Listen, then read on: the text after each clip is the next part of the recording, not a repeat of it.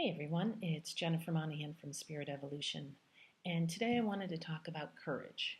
And when I say the word courage, most of the time what comes to people's minds are those big heroic acts of courage that people do. So maybe it's the fireman running into the fire, or it's the guy who disarms the shooter, or it's the person who works with a neglected or forgotten part of society that perhaps others are afraid of.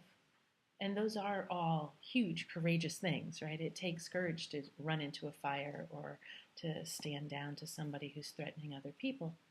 But there's more to courage than just those big acts. And we actually, all of us, have an opportunity to live and be courageous every single day in our everyday lives. Um, Let me give you an example. Remember when you were a little kid and you went to the swimming pool for the first time and your mom said, okay, you can finally jump off of the diving board into the pool. And you walked to the end of that diving board and you were so excited. And then you stood there and you looked over the diving board and you were just a little scared. You weren't quite sure if you wanted to do it or not. I mean, if you go to a public pool today, you see kids doing this all the time, right? The little kids are standing there and maybe somebody's going to try to push them in, or the big brother is making fun of them or whatever, and they stand there afraid to do it. And then one of two things happens. Either they turn around and they go back to mom and they're like, I don't want to do it. Or they finally work up the courage and they jump. And they get into the water, and then what's the next thing they do? They swim to the edge of the pool, they run over to the diving board, and they start doing it over and over and over again because they've overcome that fear. When I think of courage and when I talk about courage, courage to me is no different than a muscle.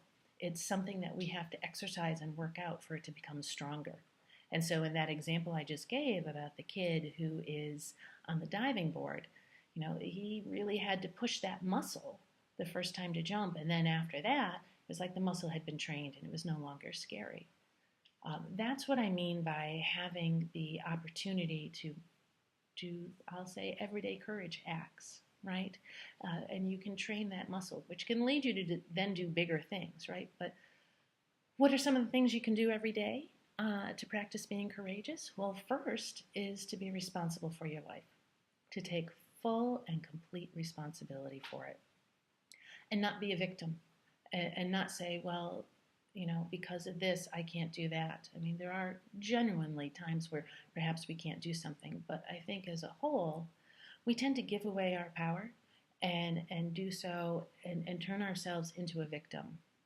And a small everyday act of courage that can have a huge impact on your life is for you to be responsible for your life and say, this is my life, I'm going to do what it is that I need to do and remain empowered in my life instead of giving that power away to others. And what does that look like? Well, in some cases, when folks are in relationships, they tend to give away who they are and stop being themselves and become what that other person wants or needs in a partner. And that's not being responsible for your life. It takes a lot of courage to be yourself in a relationship because there's the fear and the concern that maybe this person won't like you for who you are. Right? So there's an example of everyday courage. Another example is being able to say no when we truly mean no, when we don't have the time or we don't want to or we're not interested in. Instead of just going along with the flow and saying, yep, I'll just say yes to that, and then sit through that meeting or that concert or that event or that family get-together resenting it because you've given away a little piece of yourself when you haven't had the courage to be true to yourself.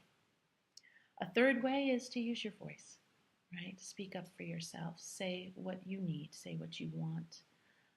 Share your opinions. It can be scary sitting in that meeting with a whole bunch of people who are maybe higher up on the organizational chart than you are, and share what your perception is of the topic being discussed. So these are 3 little ways that you can start living everyday courage, and I encourage you to try it and see what happens with your life.